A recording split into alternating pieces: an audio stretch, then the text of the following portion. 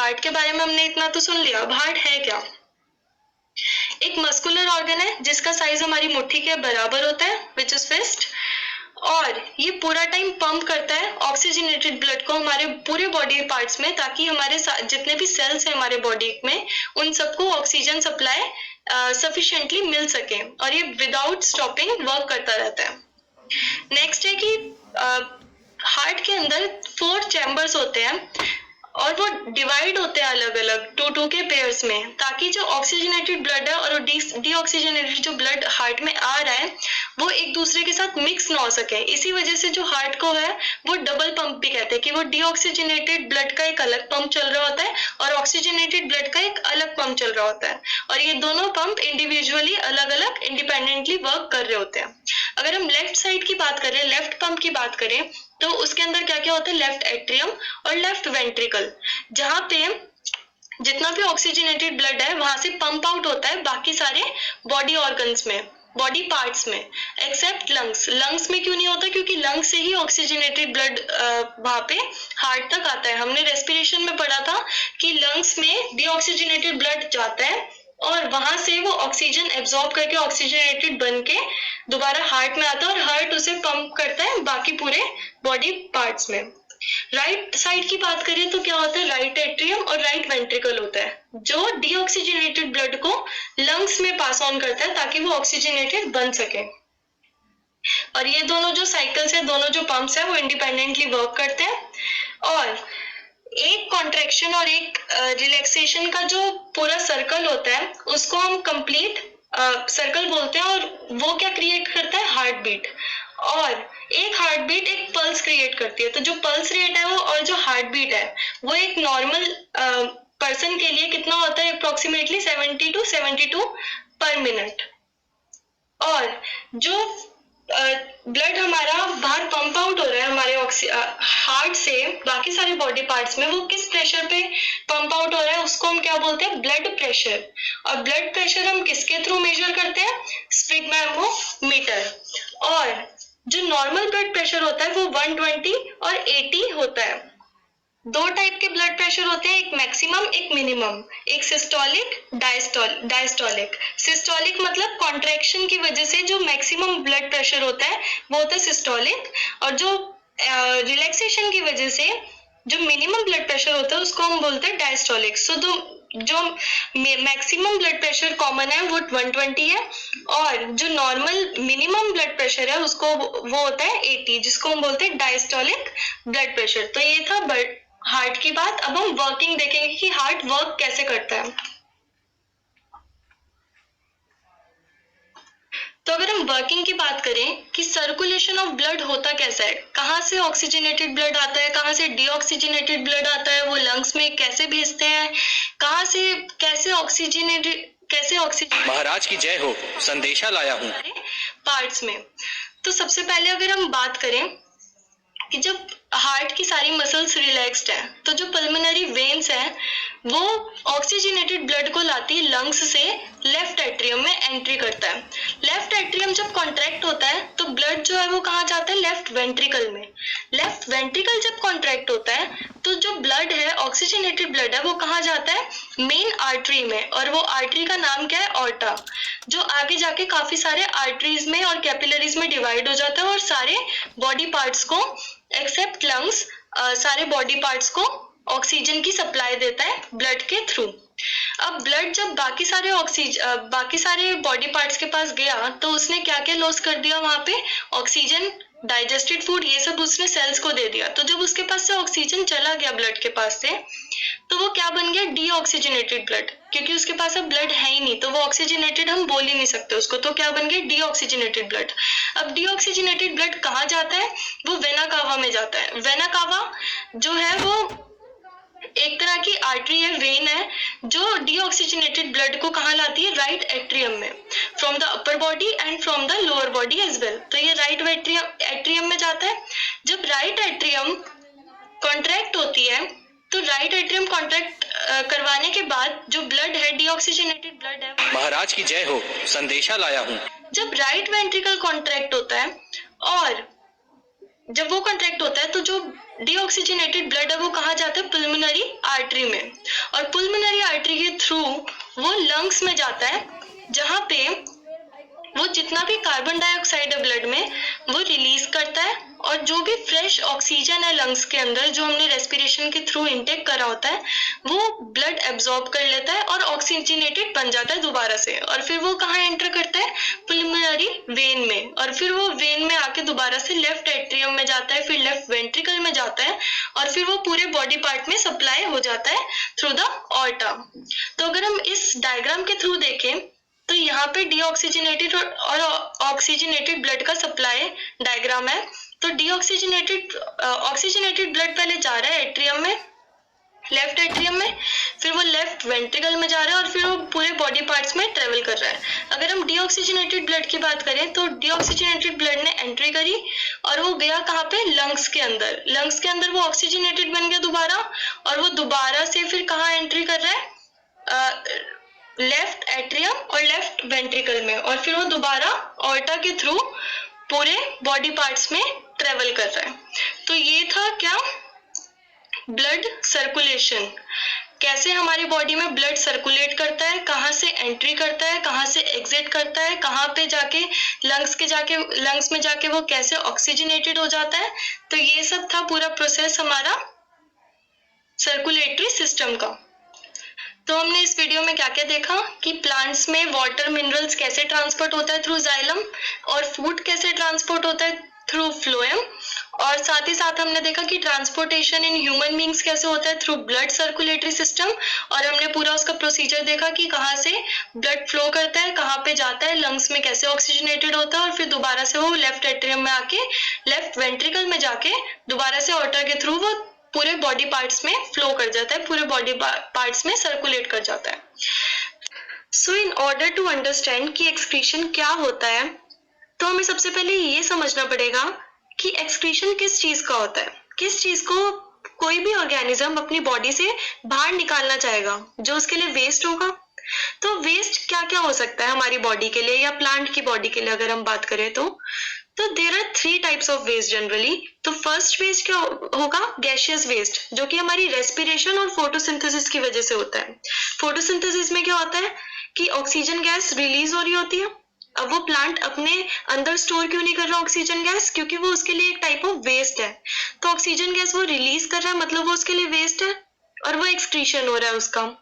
ऐसे अगर हम ह्यूमंस की बात करें, हमारी रेस्पिरेशन में कार्बन डाइऑक्साइड रिलीज हो रही है, विच मीन्स कार्बन डाइऑक्साइड हमारी बॉडी के लिए नीडेड नहीं है, हम उसे एक्सहेल कर रहे हैं, तो मतलब वो हमारी बॉडी के लिए वेस्ट है, मेटाबॉलिक वेस्ट। मेटाबॉलिक वेस्ट क्या होता है कि जो हमारे लाइफ प्रोसेसेस हमारी बॉडी में चल रहे होते हैं, या वो रेस्पिरेशन है या वो डाइजेशन है, उनकी वजह से कोई भी वेस्ट जनरेट हो रहा है, या कोई भी सेल का अगर फिल्ट्रेशन है, ब्लड का फिल्ट्रेशन है, तो उसकी वजह से जो भी वेस्ट जनरेट हो रहा है हम उसको मेटाबॉलिक वेस्ट बोलते हैं। जो हमारे अंदर जो हमारे प्रोसेसेस चल रहे हैं, केमिकल रिएक्शंस चल रहे हैं, उनकी वजह से जो जनरेट होता है वेस्ट, उसको हम बोलते हैं मेटाबॉलिक वेस्ट।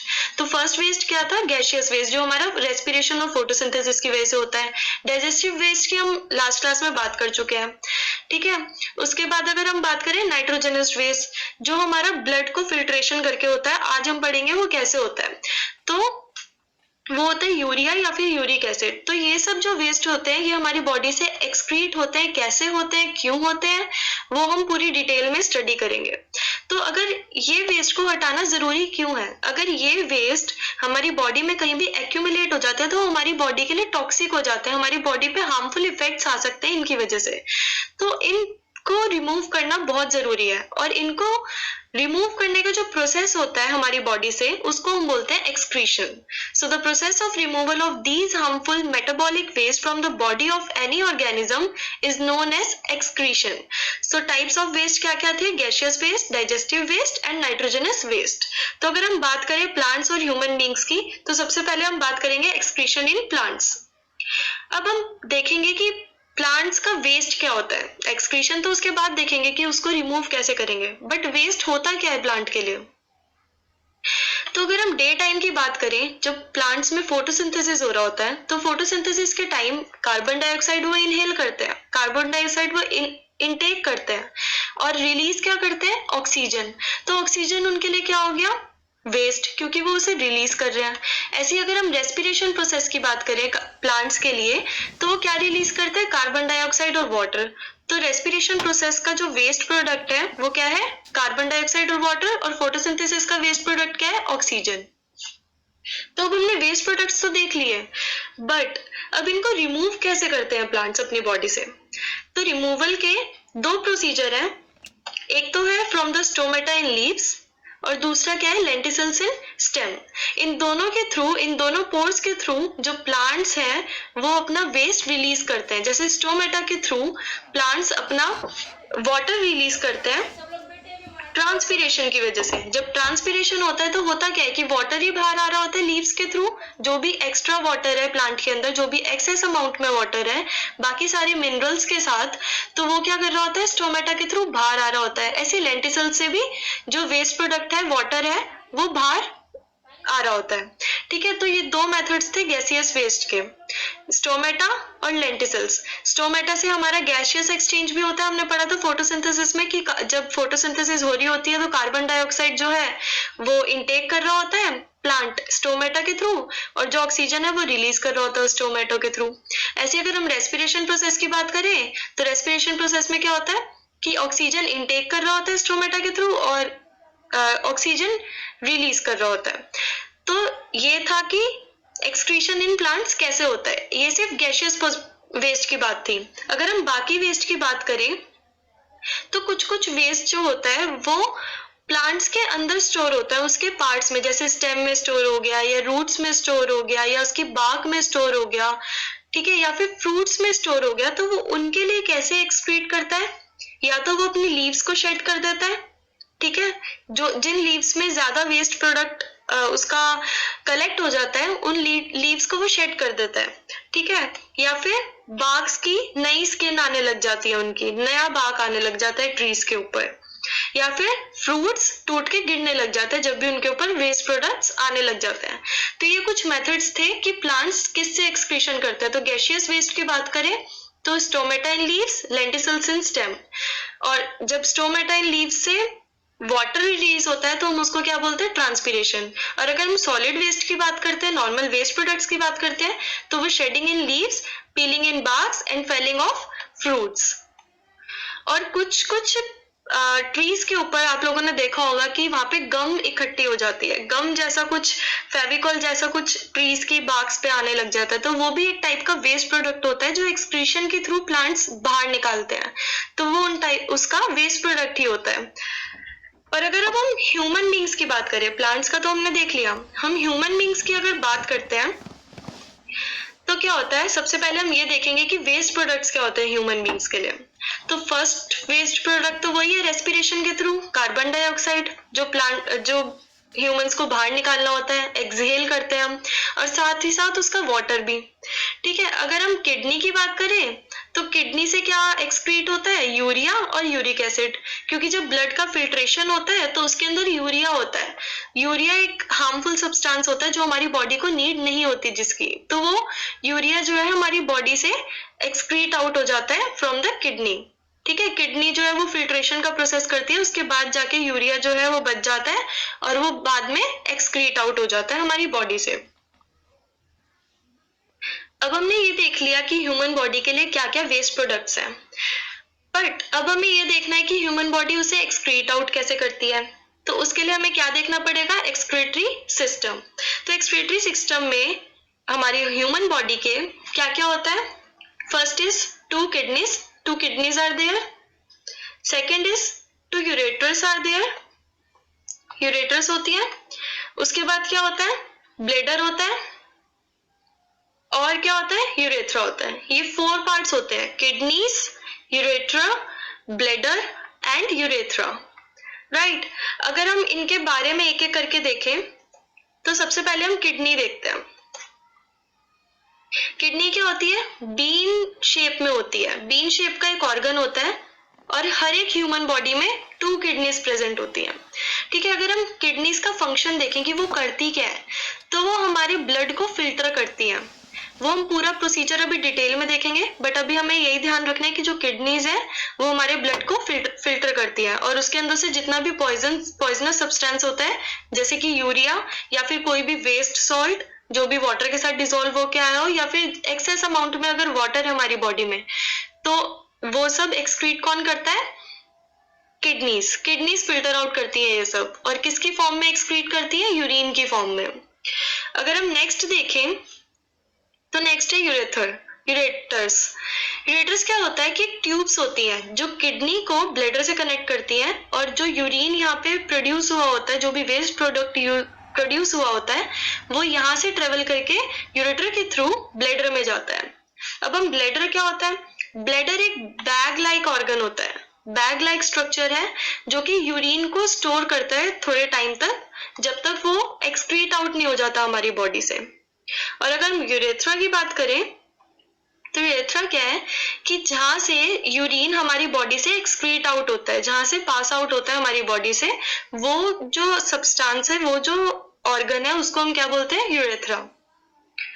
तो अगर हम नेक्स्ट बात करें कि एक्सक्रीटरी सिस्टम में है क्या क्या, और अगर हम किडनी को डिटेल में समझें तो किडनी जिससे बनी होती है उनका नाम होता है नेफ्रॉन्स। इनको हम एक्सक्रीटरी यूनिट्स बोलते हैं जो कि हमारी हेल्प करते हैं किसके अंदर? सबसे पहले फिल्ट्रेशन में और उसके बाद एक्सक्रीटरी सिस्टम की बहुत ज्यादा इंपॉर्टेंट यूनिट होती है जिसका नाम होता है nephron. So this is the structure of a nephron. तो अगर हम डिटेल में देखें कि जो नेफ्रॉन का जो अपर एंड होता है, ये वाला जो एंड है, यहाँ पे एक कप लाइक स्ट्रक्चर होता है, कप लाइक बैग होता है जिसका नाम होता है बोमेन्स कैप्सूल। ठीक है, और बोमेन्स कैप्सूल और एक ट्यूबुल होता है, ट्यूबुल। ठीक है, और इन दोनों को मिला के एक नेफ्रॉन यूनिट बनती है। एक तो ट्यूबुलर पार्ट जो ये है और बोमेन्स कैप्सूल, ये ट्यूबुलर पार्ट और बोमेन्स कैप्सूल, इन दोनों से मिला के क्या बनता है? एक नेफ्रॉन यूनिट। अब नेफ्रॉन यूनिट का क्या है कि जो ट्यूब्यूल का एंड है, ये जो ट्यूबुलर पार्ट है, इसका जो एंड है, एक साइड से वो बोमेन कैप्सूल से कनेक्टेड है और दूसरी साइड वो कहाँ पे कनेक्टेड है? कलेक्टिंग डक्ट ऑफ, ये कलेक्टिंग डक्ट है किडनी का, जहाँ पे यूरिन कलेक्ट होता है, उसके बाद वो जाके ब्लैडर में जाता है थ्रू द यूरेटर। ठीक है, तो ये था कि एक साइड से वो बोमेन कैप्सूल से कनेक्टेड होती है और दूसरी साइड से कलेक्टिंग डक्ट से। अब बोमेन कैप्सूल में क्या होता है कि कुछ ब्लड कैपिलरीज का बंडल प्रेजेंट होता है, काफी सारी ब्लड कैपिलरीज बोमेन कैप्सूल में होती है जिसको हम बोलते हैं ग्लोमेरुलस। ठीक है, तो ये क्या होता है कि जो मेन फिल्ट्रेशन का प्रोसेस है वो ग्लोमेरुलस में होता है। तो जो ग्लोमेरुलस है वो किससे कनेक्टेड होता है? रेनल आर्टरी से। रेनल आर्टरी क्या करती है कि जो डर्टी ब्लड होता है, जो भी कंटेमिनेटेड ब्लड होता है हमारी बॉडी का, वो रेनल आर्टरी से आता है और वो रेनल आर्टरी से किडनी में आता है और किडनी के अंदर वो कहाँ जाता है?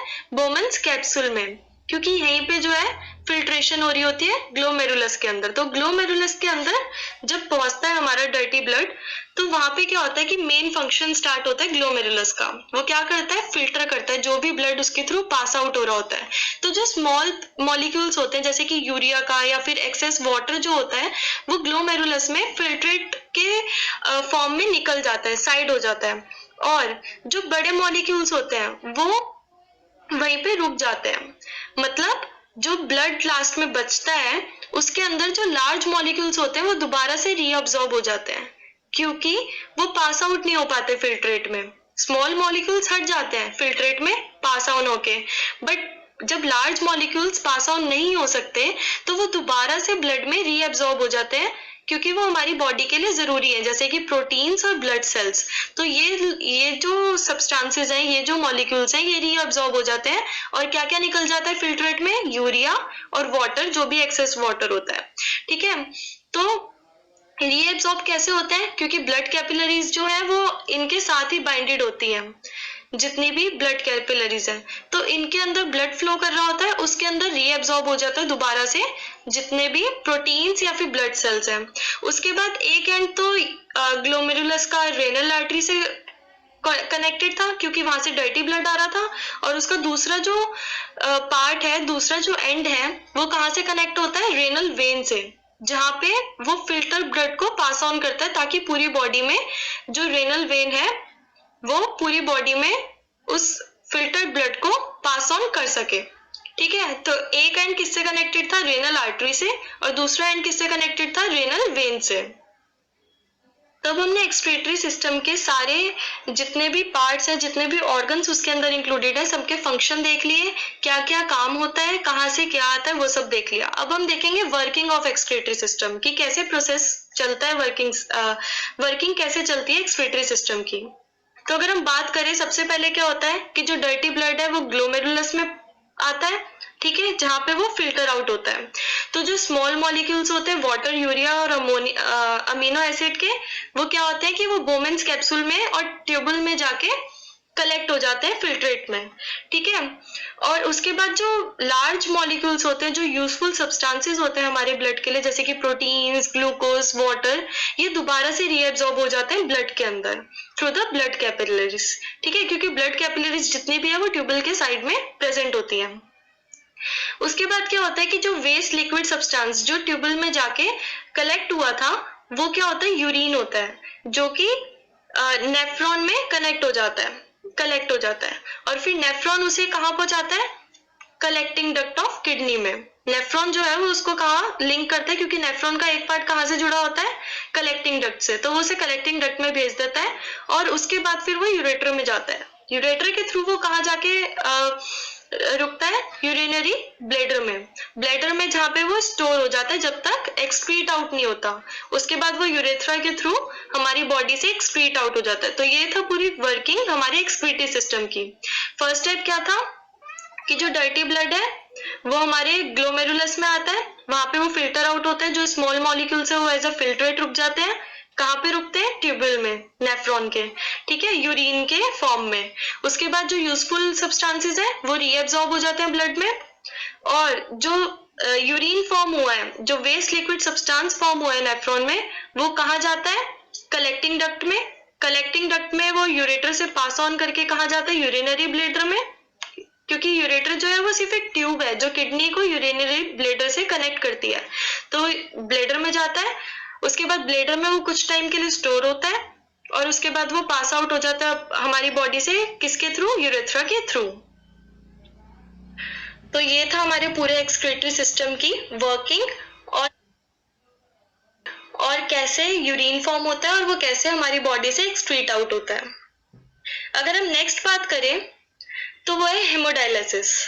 अब डायलिसिस क्या है कि जब भी हमारी किडनी के ऊपर कोई भी इंफेक्शन आता है या फिर कोई भी इंजरी हो जाती है किडनी को, जिसकी वजह से वो डैमेज हो जाती है या फिर उसका कंप्लीट फेलियर हो जाता है, जब हम बोलते हैं किडनी फेलियर हो गया, तो क्या होता है कि हमारी बॉडी फिल्टर आउट नहीं कर पाती हमारे ब्लड को, और उससे क्या होता है कि जो वेस्ट प्रोडक्ट्स हमारे ब्लड में होते हैं वो वहां जाके एक्यूमुलेट हो जाते हैं, जिसकी वजह से जो उनके हार्मफुल इफेक्ट्स है वो हमारी बॉडी पे विजिबली दिखने लग जाते हैं, तो हमारी बॉडी को हार्म करने लग जाता है जो भी वेस्ट प्रोडक्ट्स हैं। उस केस में क्या होता है कि डायलिसिस की जरूरत होती है। ये एक टाइप की आर्टिफिशियल किडनी होती है। एक तो मेन प्रोसेस है कि किडनी ट्रांसप्लांट हो जाए। सबसे बेस्ट सॉल्यूशन यही है कि किडनी ट्रांसप्लांट हो जाए जब भी किडनी फेलियर होता है तो। बट अगर किसी सिचुएशन में किडनी ट्रांसप्लांट नहीं हो पा रहा है तो उस केस में क्या करते हैं कि हम पेशेंट को किसके थ्रू ट्रीट करते हैं? डायलिसिस मशीन के। तो ये जो पूरा सेटअप है ये डायलिसिस मशीन का है।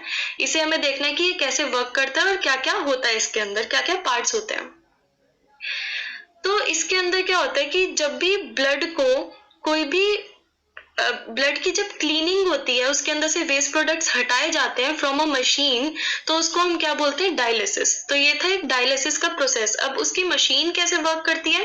तो डायलिसिस मशीन के अंदर काफी सारी ट्यूब्स होती है, जो आपको इस डायग्राम में दिख भी रहा होगा। तो काफी सारी ट्यूब्स है, और ये ट्यूब किससे कनेक्टेड है? एक टैंक से, जिसके अंदर डायलाइजिंग सॉल्यूशन है।